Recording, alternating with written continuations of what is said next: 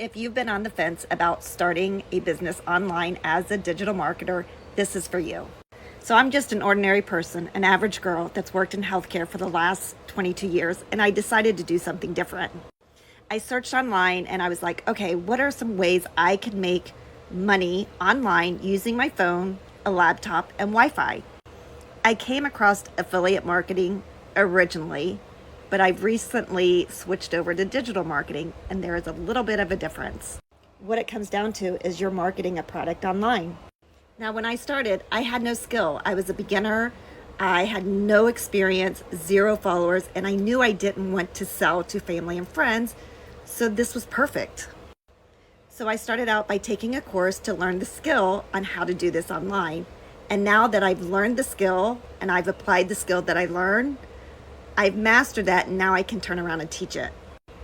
And it's a life changer, guys. It's changing my life.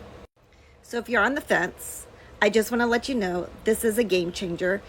And if you put your head down and learn the skill, it can truly be life changing. You can pay off debt.